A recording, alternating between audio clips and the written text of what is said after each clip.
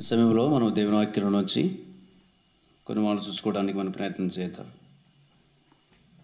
మొదటి సమయంలో గ్రంథము 15వ అధ్యాయం 22వ వచనం. 22వ వచనంలో ఉన్న లాస్ట్ భాగాన్ని మనం అందరం కలిసి చదువుకుందాం. మాట వినుటయు శ్రేష్టము. ప్రార్థన చేసుకుందాం. ప్రేమగల పరలోక తండ్రి యేసు ప్రభువారి నామమున మీకు కొందరు చెల్లిస్తుంటున్నాం. సమయంలో మీరు మాకు ఇచ్చిన యానుకూలత కొరకై స్తోత్రములు. కొంత దైవ గ్రంథాల నుంచి కొన్ని మాటలు ధ్యానిస్తుంటున్నాగా బలపరచండి తండ్రి. నీ పరిలక్ష్యము కొరకై మీ కృపను మాకు కనుగొనిపచేయమని వందనాలు చెల్లిస్తూ, బలహీనుని ప్రభువాని వైపు చూస్తుంటున్నాగా కృప చూపించమని యేసు ప్రభువారి నామమున ప్రార్థించి అడిగి వేడుకుంటున్నాము తండ్రి. ఆమేన్. కూర్చోండి.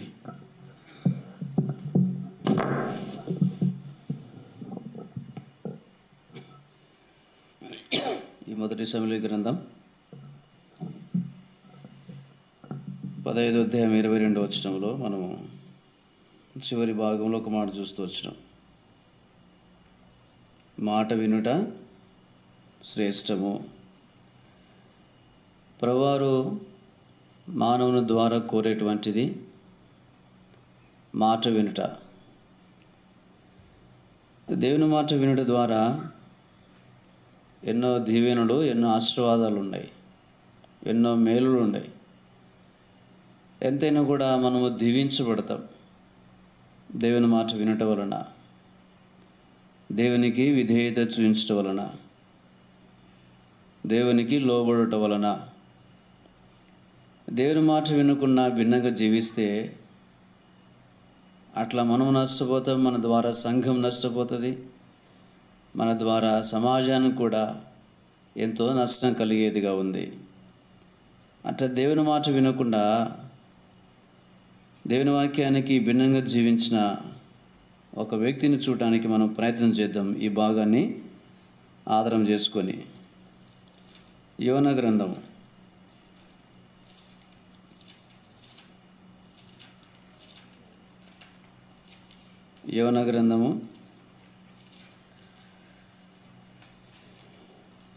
1వ అధ్యాయం 1వ వచనం నుంచి.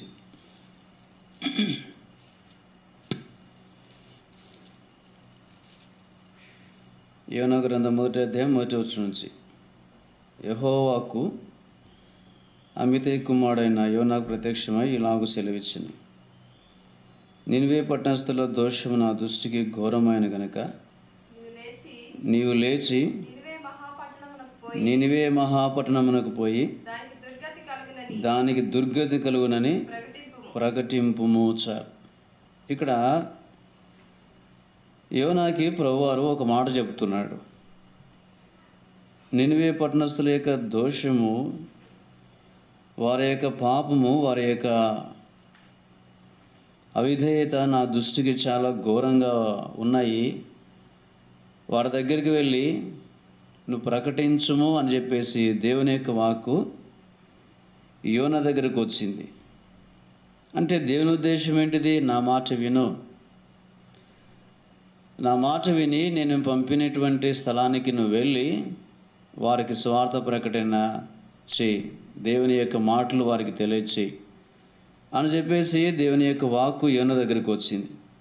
అయితే యోనా ఏం చేస్తున్నాడు? 3వ వచనం. అయితే యెహోవా సన్నిధిలో నుండి తర్షీషు పట్టణమునకు పారిపోవాలని యోనా యొప్పేకు పోయి తర్షీషునకు పోవు ఒక ఓడను చూచి ప్రయాణమునకు కేవు ఇచ్చి యెహోవా సన్నిధిలో నిలవక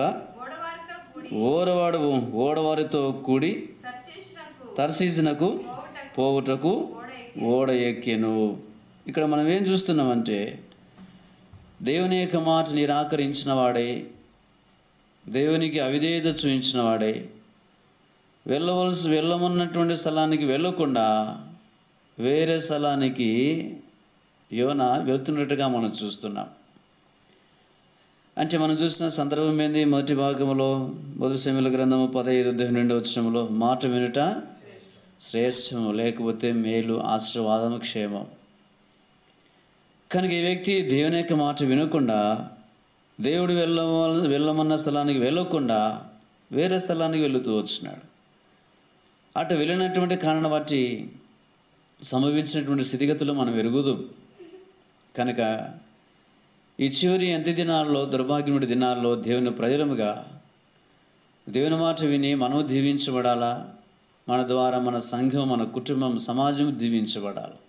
ఎవరు కూడా మన ద్వారా నష్టము కలగకూడదు. అది మనం మర్చిపోకూడదు దేవుని ప్రజలముగా. కానీ యోన ఏం చేస్తున్నాడంటే దేవుని మాట నిరాకరించి వెళ్ళమన్న స్థలానికి వెళ్ళకుండా వేరే స్థలానికి వెళుతూ వచ్చినాడు. అకాన బట్టి ఎంత నష్టము చూడండి, ఎంత నష్టం కలిగిందో చూడండి. ఆ భాగం చదవండి కింద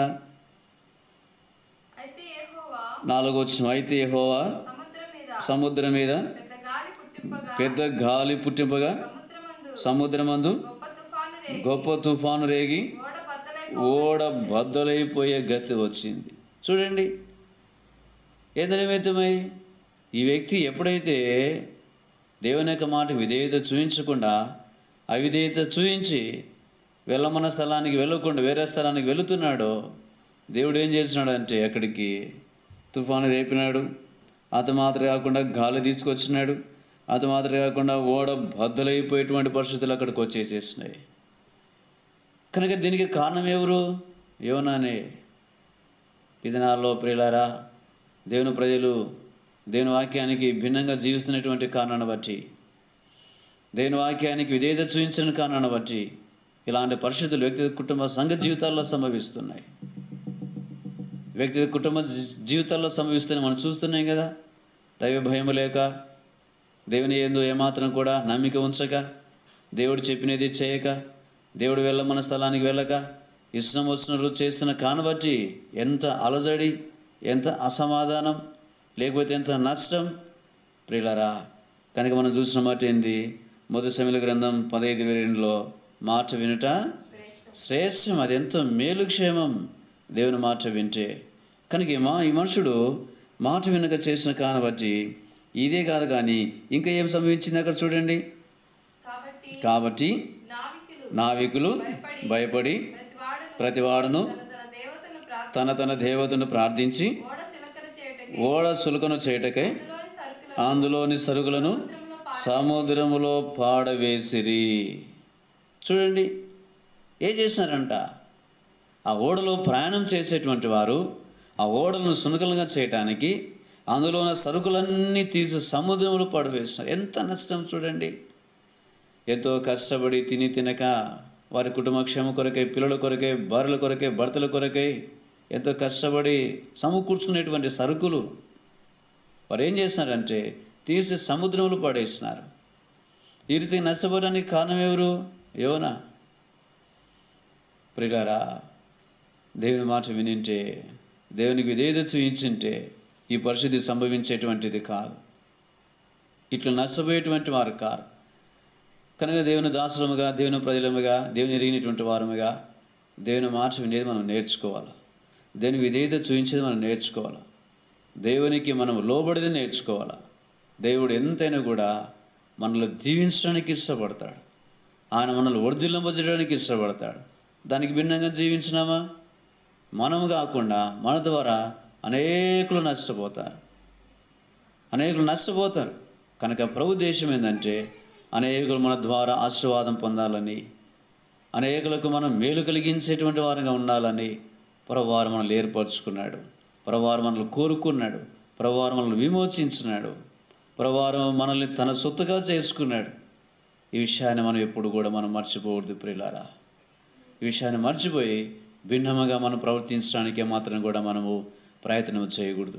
అట్లా యోన చేసిన కానబట్టి ఎంత నష్టం చూడండి, ప్రజలకి ఎంత నష్టం సంభవించిందో చూడండి. అలాంటి స్థితిలోనికి వెళ్ళకూడదని ఈ సమయంలో ప్రభువారు మనతో మాట్లాడుతున్నాడు. ఏమని? ఆయన మాట వినాలని, ఆయనకు మనం లోబడాలని, ఆయనకు మనకు విధేయత చూపించాలని, ఆయన మనకు చెప్పింది చేయాలని ఆయన ఉద్దేశం. అట్లా చెప్పినది చేస్తే నిండార్లుగా ప్రభువారు మనల్ని దీవించడానికి ఇష్టపడతాడు. అలాంటి దీవెనలు మనం పొందుకున్నట్లు ప్రభువారు మనకు సహాయము చేయనుగాక. ప్రార్థన చేస్తాం. దయచేసి మోకరించండి. ప్రేమగల పరలోకపు తండ్రి, యేసుక్రీస్తు వారి నామమున వందనాలు చెల్లిస్తున్నాం. క్లుప్తంగా కొన్ని మాటలు ఈ సమయంలో మాకు అనుగ్రహింపజేస్తూ వచ్చినారు. నీ మాట వినాలని, నీ మాట వింటే క్షేమాశీర్వాదము మేలు, నీ మాట వినకపోతే మేము నష్టపోతాము, మా ద్వారా అనేకులు నష్టపోయేటువంటి వారుగా ఉన్నారు తండ్రి. అలాంటి నష్టం అనేకులకు మేము కలిగించకూడదని మీరు జ్ఞాపకం చేస్తూ వచ్చినారు. ఆ ప్రభువా, మమ్మల్ని కనికరించండి. నీ ప్రజలముగా, నీ దాసులముగా నీ మాట వినేది మాకు నేర్పించండి. నీకు లోబడేది మాకు నేర్పించండి. మీ చిత్తాన్ని ఎరిగి నెరవేర్చేది మాకు నేర్పించండి. అట్లా తండ్రి మీ సహాయాన్ని కోరుకుంటూ నీ మాట విని నిండార్లుగా నీ ద్వారా మేము దీవించబడినట్లు మీ కృపను మాకు మెండుగా అనుగ్రహింపచేయమని, మా ప్రజల జీవితాల్లో ఈ ఉన్నతమైన లేఖనాలను ప్రభా మీరు నీరు కట్టి ఫలింపచేస్తున్నామని మీకు వందనాలు చెల్లిస్తూ మా రక్షకుడు యేసుక్రీస్తు ప్రభువారి నామమున ప్రార్థించి అడిగి వేడుకుంటున్నాము తండ్రి. ఆమేన్. Thank you.